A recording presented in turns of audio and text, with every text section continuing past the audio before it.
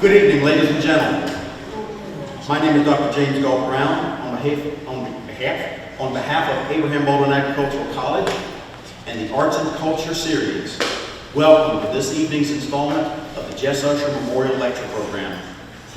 Dr. Rachael Price is an Associate Professor of English here at ABAC, where she is also the director of our literary magazine Pegasus and our student undergraduate teaching press, Horseman Press. She holds a PhD in American Literature from the University of Arkansas. Her scholarship has appeared in Mid-America, the North Carolina Literary Review, and Contemporary Literary Criticism, among several others. She has also published travel writing for the website Transitions Abroad. She lives here in Tifton with her husband Chris and her remarkably precocious daughter Verity. That's her right there.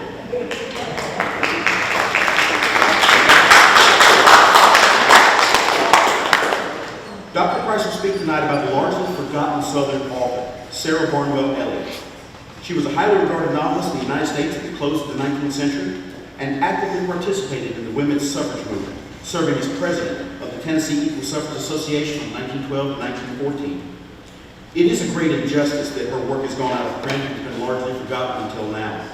To correct that injustice and allow for the rediscovery of Elliot as a progressive voice in the rural South, ladies and gentlemen, Dr. Rachael Price.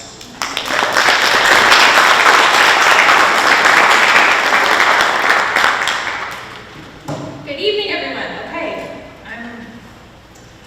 that's good. I can hear myself. That's good. Okay, so as I get my notes ready, first of all, on a serious note, I just want to take a moment to say how honored and thankful I am to be part of the Jess Usher Lecture Series.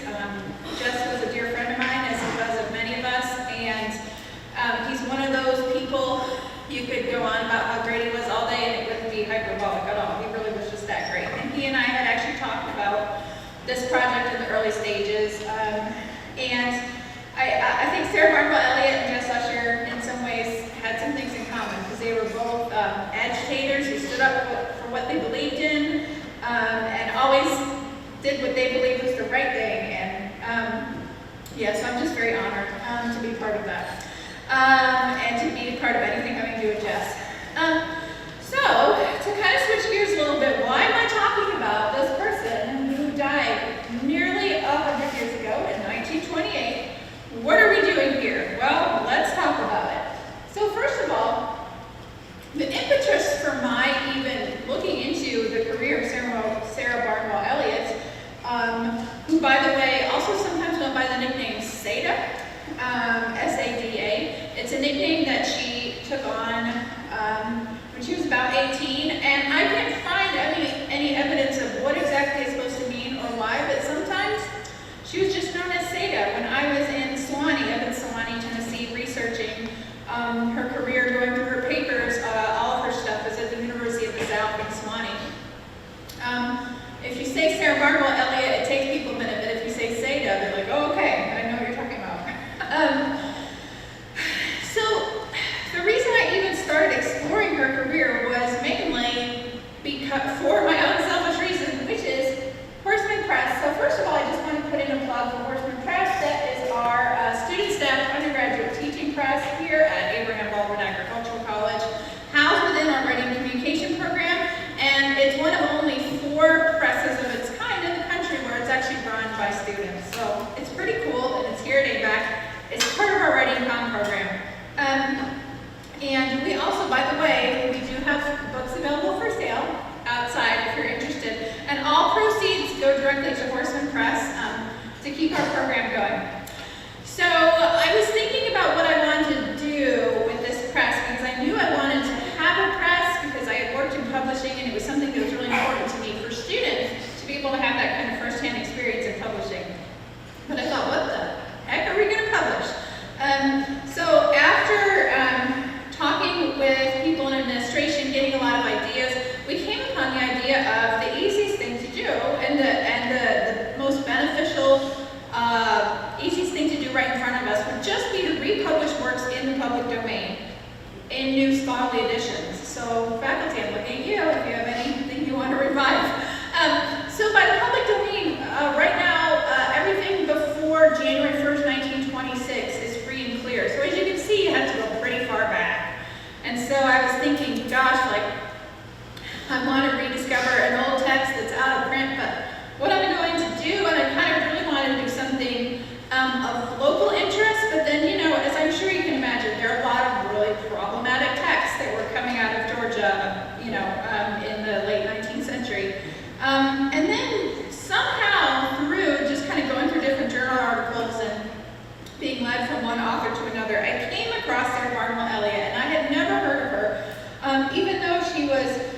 one of the best-selling authors of her period. So the book I'm going to talk about in particular, Jerry, was very widely read. I'm going to talk about what a phenomenon that was. And it kind of led me into finding out about the career of this woman who lived in the 19th century, who was a woman and a Southerner.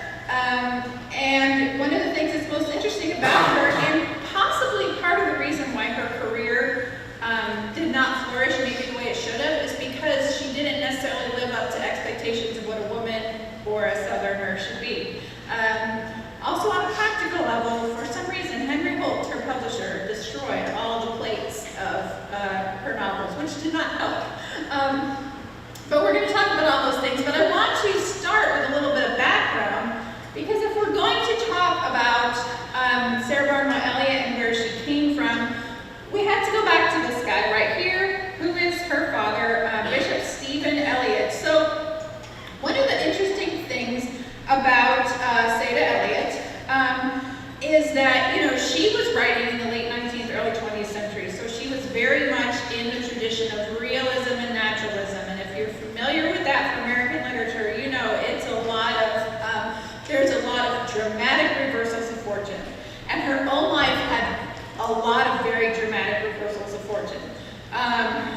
She came from wealth, she came from a very well-known family, but she also saw poverty and hardship and went back and forth several times. And we're going to talk about that. But her father, Stephen Elliot, was from South Carolina originally, and he originally actually wanted to go into politics.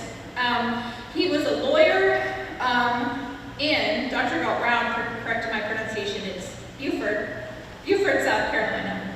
And he wanted to go into politics, and he was a young lawyer making his way, and the nullification crisis happened. So, which is where the state of South Carolina rejected a couple of tariffs that President Andrew Jackson had tried to impose, but he voted against nullification, and he was basically told, you're not going to work in this town again, you need to get a new job. So he did get a new job, he kind of thought about it, and he joined the priesthood actually. So he became an Episcopal priest, and he rose up the ladder pretty fast because he went through this career change in 1836, and he was the Bishop of Georgia in 1840, so it was a pretty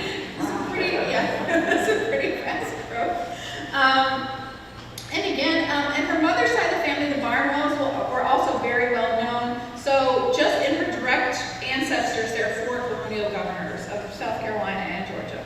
And again, the Episcopal Church, so her father became a bishop. Her brother, her oldest brother Robert, also became a bishop, who we're going to talk about more later. And she said, the Episcopal Church, she said, the Book of Common Prayer was bred in my bones, is how she talked about it. The Episcopal Church was very important to her throughout her lifetime, as we're going to talk about what we would consider now the social gospel.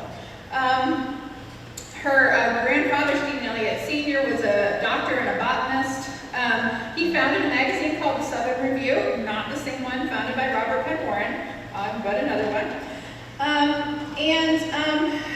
So her father, Stephen Elliot, a couple of things about him. So first of all, he was elected bishop in 1840, and while he was bishop, she comes from a family of people who were very busy and were kind of jacks of all trades at all times, because he was Bishop of Georgia. He was also rector of Christ Church, Savannah, which is a big church in Savannah.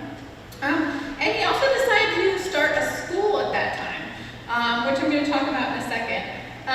But the reason I want to talk so much about Stephen Elliot is because when we go to Sarah Barnwell Elliot's origins, obviously her father's career was very important. It was also just important practically. Because like many people born in 1848, she did not have a birth certificate, so it's kind of hard to figure out exactly where she was born.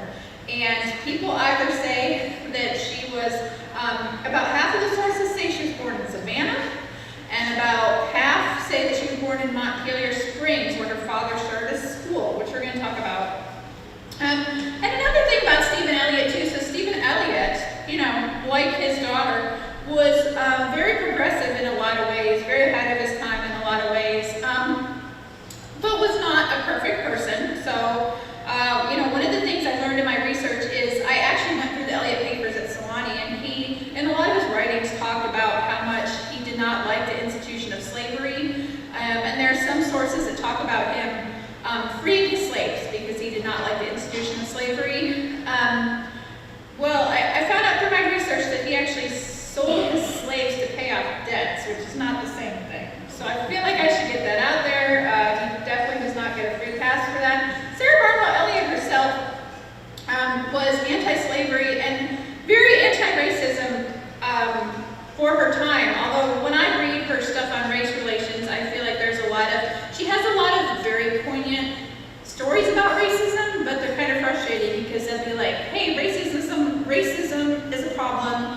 It's very sad, the end. She doesn't really offer solutions, which I find kind of frustrating.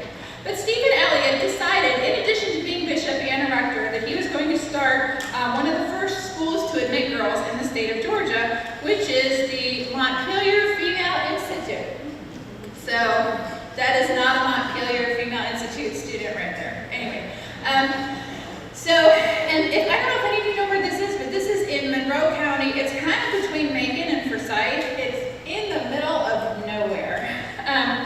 And I was really interested in finding out about this place because she was either born here or in Savannah, kind of depending on where her father was, because he went back and forth, kind of all over the state doing his work. And you can actually, I found in my research, I actually found from 1975, the site applied to be part of the National Park System to get a National Historic marker, as you can see here. And the application has pictures, a few pictures of the place, and it's just like, I love ruins. And it's just like the ruins of the school, and everything's just like overgrown with kudzu, and I'm like, oh, I have to see this for myself, and so I'm like, I'm gonna go see what I can find out. And so I went there with my family, and we did see the lovely, this was the gate, it says M, that stands for the Montpelier Female Institute. But then just beyond the gate, I saw this, so I did not actually get to go in. I actually saw a car going in, and I was telling my husband, I was like, maybe I could like chase down that car. And he was like, are you nuts? You're gonna like run into the woods, like chasing down a car where there's no trespassing signs? And like, okay, good point. But anyway, so that's just to kind of clear up the mystery of where she was born. We're not 100% sure where she was born, but that's okay, because we're here to talk about some other things. So, let's see. So she was born November 29th, 1848. She was the fifth of 6 children. And ironically, one thing about her, one of the things that was ironic is, the school failed, basically. The school, long story short, Bishop Elliot took out more money than he should have to pay for the school, was expected to be reimbursed by certain people, wasn't reimbursed by, and it kind of bankrupted him. So ironically, his starting this school for girls made their family so impoverished that he actually couldn't send his own daughters to school. So Sarah did not go to school, and she basically, she was kind of the little housekeeper, and by the way, this is a role that she kept to some degree throughout her entire life because she was the unmarried daughter of the family. So it fell on her to be the domestic work, to stay home with her parents, to financially support her family. It came to a certain time where she needed to be the financial support.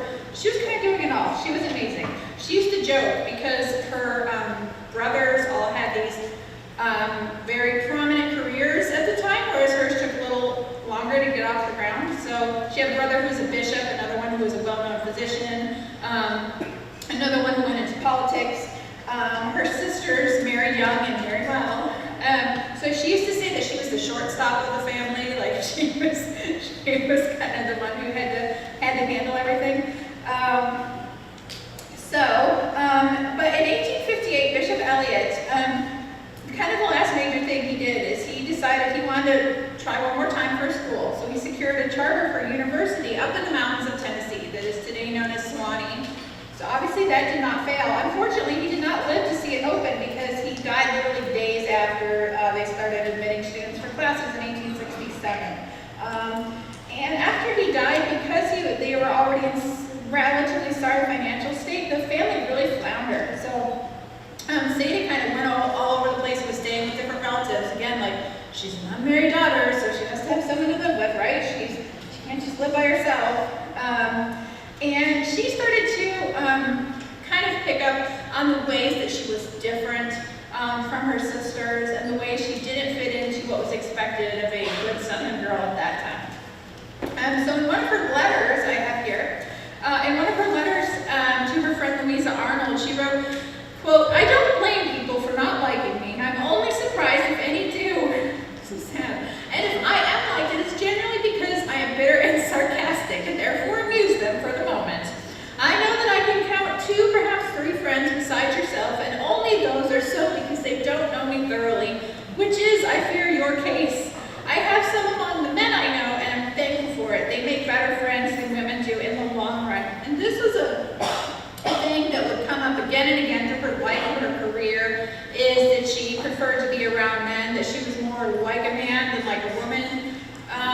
which of course, you know, in the 21st century begs the question, like, is that because she really did feel more like a man? Is that because she didn't live up to society's expectations of what a woman should be? We'll never know, but we know that at the time when she was growing up, she always felt very different. In 1870, her brother, John, started college at Sewanee, and the whole family moved to this house in Sewanee called Saints Rest. And apparently it was a thing in Sewanee to just like name houses. And the house next door was called Sinner's Hope, so Saints Rest and Sinner's Hope. And they all moved into this house, and it was also around this time that she wrote a letter to her brother Habersham. And she wrote, "Do you know, can it be true that you have not heard that I am going to desert society and make tracks for the sisterhood? Leave the world and worldly things, beloved, and retire to a church home for old maids. Do you not realize that I, having reached the age of 22, have quit struggling and quite sneer matrimony down? When a woman gives up all idea of matrimony, she either turns saint or woman's rights, and as the name of Elliot has never yet been disgraced, I do not propose to find my vocation in the forum." Of course, later on she did, and became a big women's rights proponent, but again, she's speaking to that idea of she never knew quite where she was supposed to fit in. She was unmarried at 22. What was she supposed to do? She never felt like she fit in to the ideas of Southern girlhood. So her first novel came out in 1879, and it is a book called The Felmiers, and it's about a family called the Felmiers. So writing in 1879, she's really kind of representing her whole career, but especially in this earlier part, she's representing this kind of hybrid. As her career progressed, she really got good at the realism and naturalism. In the earlier part of her career, she falls back on more of what we might call, what was called sentimentalism, which again, you could argue that some of what the fact that women's realism was called sentimentalism was problematic, but this was a story of a family, and this kind of true to a lot of her interest was about, it's kind of a parent trap scenario. So it's a brother and sister who are separated, and one is raised religious and one is raised atheist, and it's kind of about the different fortunes they find themselves in, but it really emphasizes the female character. And one of the things that is kind of, again, ahead of its time is the female character decides, she kind of has this revelation of what marriage should be. She's found herself in an unhappy marriage, and she's married her cousin, as one does in 19th century America, and she's found herself in this unhappy marriage, and her life starts to kind of come alive again when she meets this other gentleman. It's a little bit, if you've ever read Middlemarch by the other Elliot, George Elliot, with one L and one T, it's a similar kind of story. But this first story, it got mixed reviews. But one thing I think is interesting is Claire Childs Mackenzie, who is Elliot's only biographer, who wrote the one extant biography of her that came out in 1981, says it's the first post-Civil War Southern novel. And I read that and I thought, oh gosh, that can't be true. But I have not really found a lot of evidence that that's not true. I have not found a lot of specifically Southern locale, actual full-length novels in that period. So if anyone knows them, let me know. But I thought that was kind of incredible.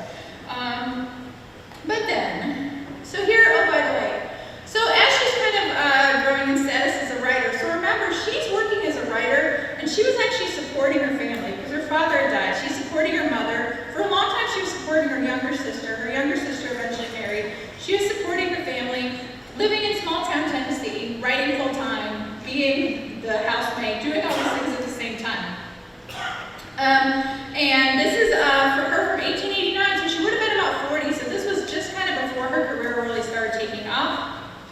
And these are her with two unnamed dogs. I'm pretty sure they're her dogs, Rob and Hab, because I read a lot in her papers about her dogs, Rob and Hab, which is kind of funny because those are her brother's names, so I'm not sure if that's a good thing or not that she named her dogs after her brothers, but, and her dogs would follow her all over town, and so her one, when she didn't want the dogs to follow her, like if she was going to church or something, she would take take her prayer book, and that would be they would know not to follow her around town.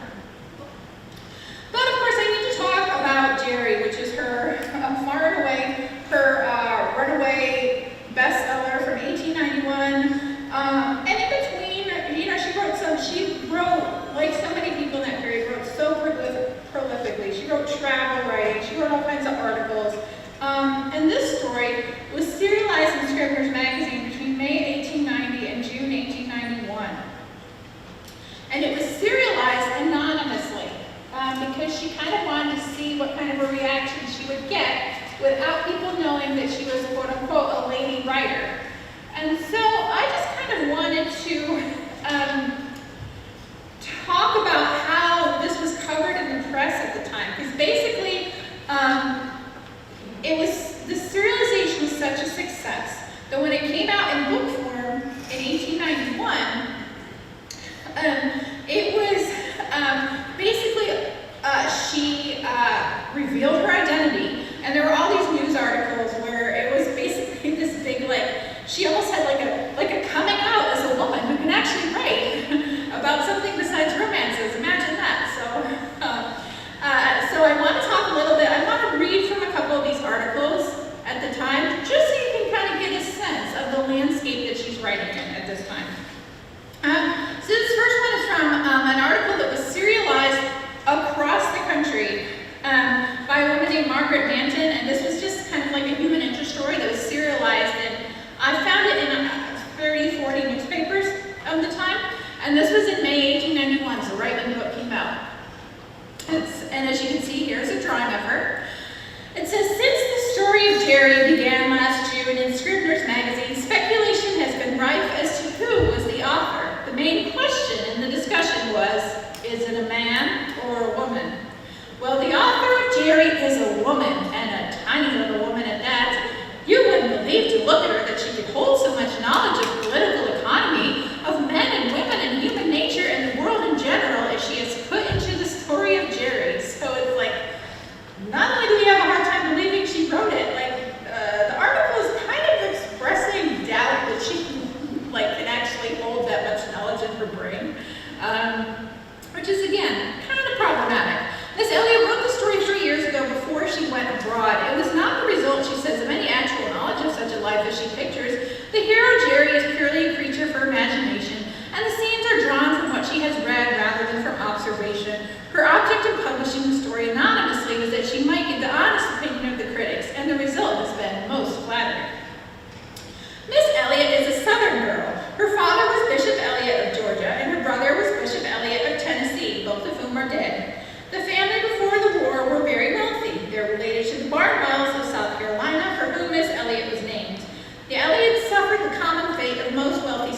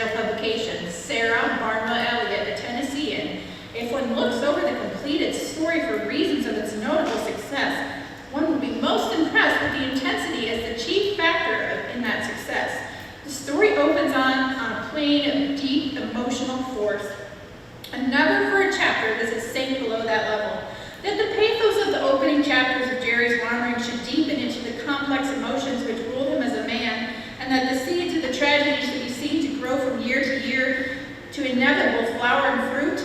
These are the author's best achievements. Okay, that sounds pretty good. Then we get to the next paragraph. It is remarkable also that a story should have been so popular as this without a woman in it or a love episode of any kind. There is the merest flutter of petticoats in one or two chapters, but the women have nothing to do with the story. It is a man's story written by a woman, and the criticism which some men will surely make upon it is that the hero's acts too often for motives which are feminine. The author might reply that it was the woman in Jerry which made his character worth drawing, and which in the end produced the tragedy which the story closes, which of course, no spoilers. But again, this is just kind of the era that she's working in, right? To kind of give you a sense of what she was up against. Like, this is a labor novel. This is a labor novel. This is about labor issues. This is about westward expansion. This is about the Gilded Age. This is about land speculation. All kinds of things. It's not a love story. And critics had a really hard time with that. And when I was going through her papers, I found, which I just found interesting, a little note that was actually a rejection slip from Ladies' Home Journal from the editor-in-chief at that point was Edward W. Bach. And this was actually a nonfiction article that she had written. It was actually a nonfiction article on the Covites of the Cumberland Mountains near Sewanee. So the people, not the college folks, but the people who lived in the mountains, because she was very interested in the lives of rural people. And I just found this little note, and it said, "I've carefully read your article on the Covites of the Cumberland Mountains, and I like it exceedingly with one exception. You have not told us about the life of the women, and that with us is quite an important point. If you could supply a few pages giving us a clear idea of what a woman's life means among these people, and something about a marriage ceremony, or at least how courtships are carried on, it would add to the feminine interest of the story." So again, this idea that feminine has to equal marriage, courtship, these are the kind of things that she was up against in her career. Another thing I found, I want to read quickly in my research is, so even though her father started this school for girls and in a lot of ways was ahead of its time, Sewanee University until I believe 1969 was a university for men. So she was this woman who was, very well read, a famous author, and she was living in this town in the university where she could not go to classes. And she had a very sarcastic sense of humor. And I've learned through reading her stuff, it's almost like it takes a while sometimes to pick up on it. But when you do pick up on it, it's kind of hilarious, and it's in kind of everything she writes. And I found actually a handwritten sketch she wrote called Sewanee Life.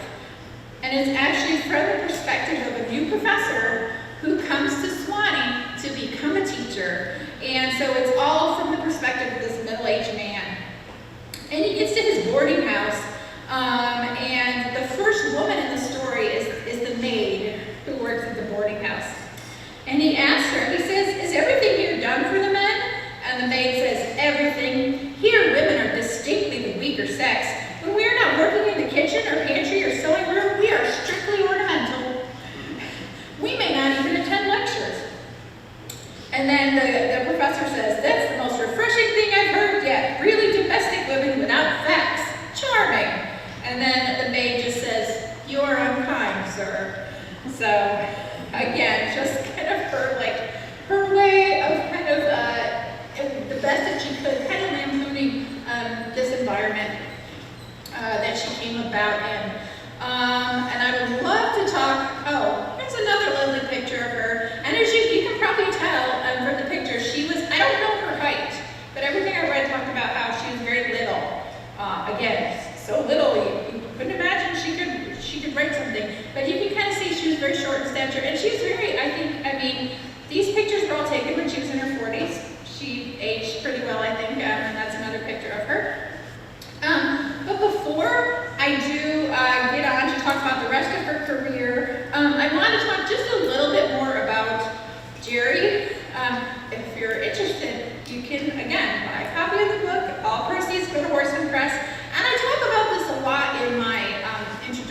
wrote, so I'm not just going to read my introduction to you. But I do want to talk about a couple of things that make this text really work. So first of all, it is a book about rural America.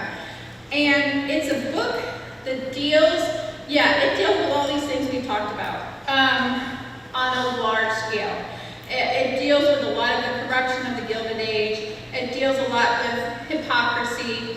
The main character, Jerry, kind of basically gets a taste of Gilded Era riches and Gilded Age riches and kind of breaks bad. But even more than that, there's a lot in this novel which people didn't even understand at the time. It's a novel about trauma.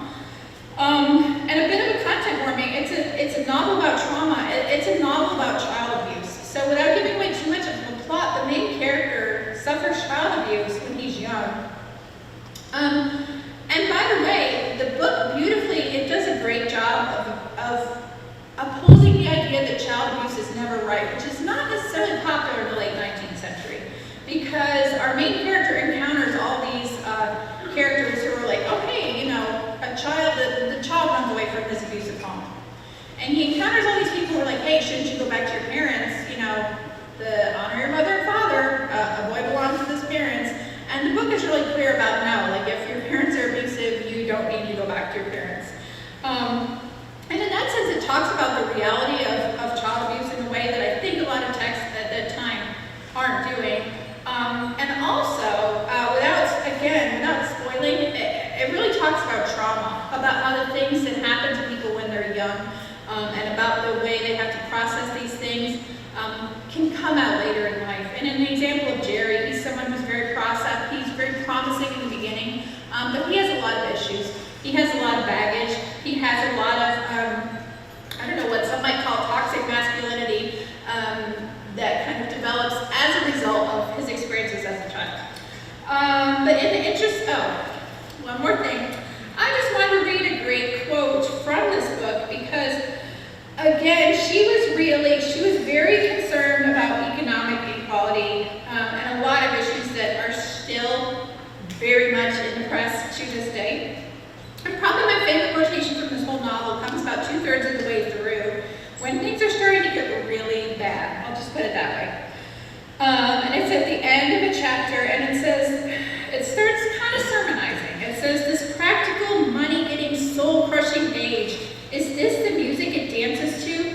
This proud, hard 19th century that vaunts itself that it neither fears nor loves, that glories in tearing the veil from the Holy of Holies, that the mob might be as free to touch and see as the anointed of the Lord, that analyzes every throb of brain and hair, that laughs faith and hope to scorn, holding only certainty, that shuts charity into hospital wards, that teaches the survival of the fittest, that tests prayer and crowds down the weak and the poor to death and annihilation, hailing labor-saving inventions with a shout of triumph, and trusting to disease and death to clear the overcrowded garrets and cellars, clamoring and battling for gold, and legislating on the crowded prisons and lunatic asylums. Pardon me, this great iron age that has no heart save the thud of machinery, is this the music it dances to? Do the eliminated foolish heart and soul find their refuge here, sobbing through all the songs and dances, crying out to the throb of beating feet? Do we hear the heart of the 19th century pulsing in its music, the saddest music the world has ever heard? So again, she's just like, oh my gosh, we've gone as far as we can go. We're as corrupt as we can be in the 19th century. It makes me kind of sad that a lot of the things she talks about are still going on in the 21st century.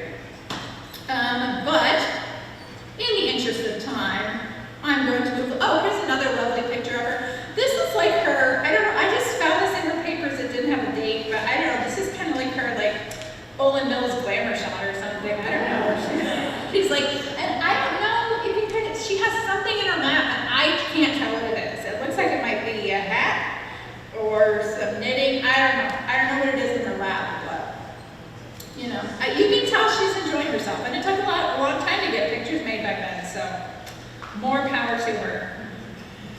So her next novel, kind of following up on the heels of Jerry, was a novel called John Paget. And this was based largely on the life of her brother Robert. Her brother Robert was also a bishop. He was the first bishop of West Texas. And by the way, like Texas in the West, in addition to the mountains in the South, is also kind of a popular locale. This idea of Texas. And this is, again, it's not her strongest because it's a little bit like the Feltmires in that it's kind of like these two brothers who kind of go different ways in life.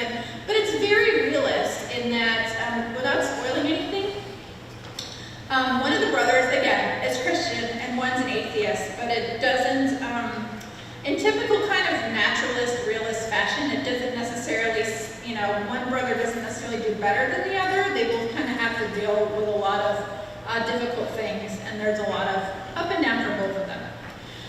Okay, and I apologize, I couldn't get this to crop right, so you can see this poster on top of my laptop, but I just found this in with her stuff. So, in 1895, her mother passed away, which was obviously very sad. And it started a new chapter in her life, because remember, she was the unmarried daughter. So no matter how financially successful she became, no matter how much her name was here and there, she was still expected to live at home. And she had still been living at home, caring for her family, caring for her mother, caring for the nieces and nephews, doing all this stuff, up until 1895. So at this point, she's 47 years old. And so, even though obviously she was very sad that her mother died, she realizes that she's finally free of a lot of these family responsibilities. So she's like, I'm going to go to New York City. And at 47 years old, in 1895, she just gets on a train to New York, finds herself at like an apartment in a boarding house, basically, like a room in a boarding house. And she's just like living the New York City life for the next like 7 years. She's just like going out to shows, and she's hanging out with all these famous writers, and she's doing all these things that you would kind of think writers maybe should be doing or were supposed to be doing, but she never had the chance to do. And one of the things she did, in addition to being a super prolific writer, she's also traveling a lot during this time.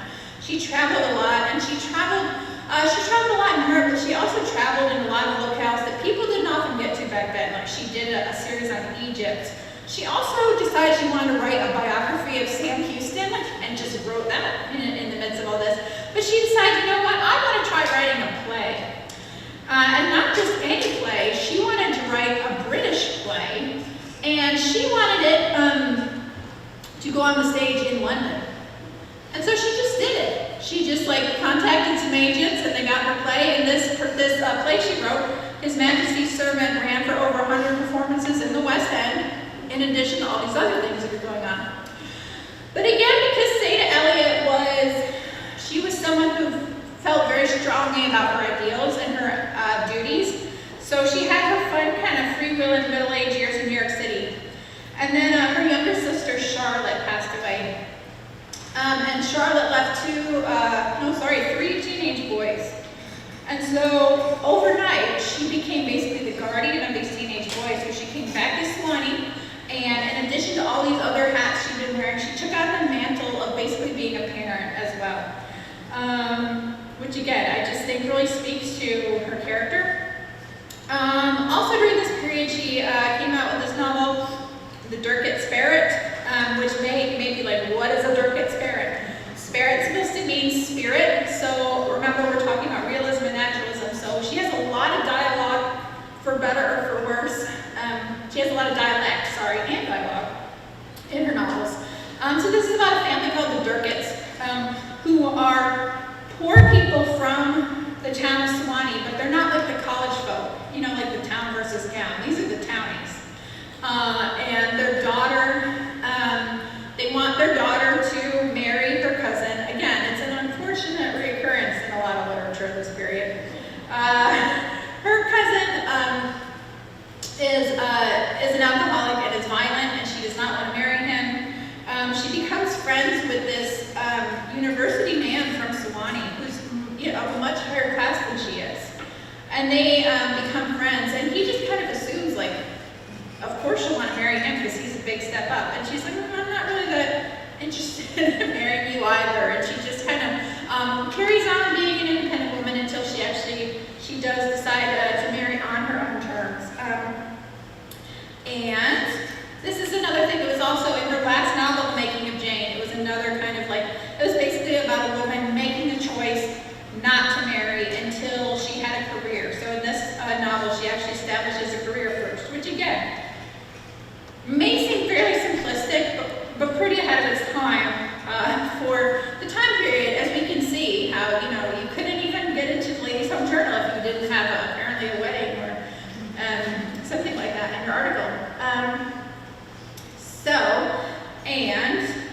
Here we go. Okay, so this is just another picture I found of her. There are not a lot of pictures of her. This is when she got her honorary degree from Swanee, which again is like, she was this town's probably most famous president. She had authored all these novels. She had written a play. She had done all these things, but she still couldn't attend the college. She used to have these salons in her house on Monday evenings. We're having a Monday evening salon right here. Look at that. Where she would just kind of have everyone over and they'd like read poetry and they talk philosophy and all kinds of nerdy stuff. But she couldn't have a degree. She never went to college, so she finally got an honorary degree when she was older. And I can't remember the year off the top of my head, but as you can see, this is she was much older. This was well into the 19-teens. I want to say 1916, but I'm not 100% sure. And so, in this kind of last chapter of her life, in 1912, she became president of the Tennessee Suffrage Association. And she really dedicated her life to the cause of women's suffrage. Which, as you can even see, the trajectory of her literature becomes like more and more of a thing as time goes on. And she kept up with her writing.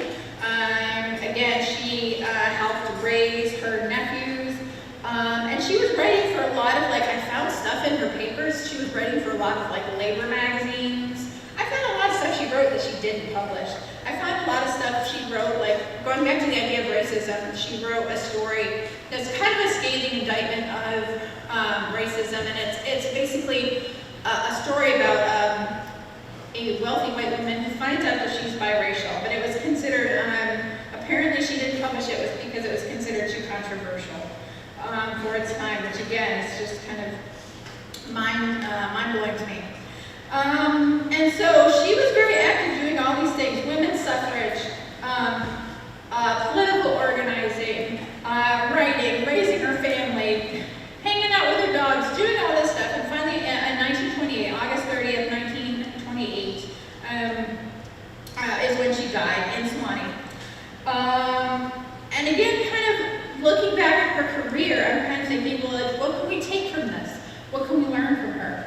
And again, I mentioned how she didn't necessarily fit in with these ideas of, number one, what it meant to be a woman, and number two, what it meant to be a Southerner. And by the way, again, she didn't necessarily, she kind of chafed at both of those labels because she didn't want to be lumped in with expectations of what a woman is supposed to be or what a Southerner is supposed to be. She actually wrote a lot about how she thought, even though a lot of her stuff could be characterized as regionalism, she wrote a lot about how she thought that sectionalism in literature was a little silly. She's like, I'm an American writer. That's my thing. No matter what people tried to make her. But another way to think of it is, even though she maybe didn't fit into these labels of what it means to be a woman or what it means to be Southern, what she's really doing is what literature should do, is that she's expanding our definitions, right? She's expanding our definition of a woman, of what it means to be woman, of what it means to be Southern, especially in that time period.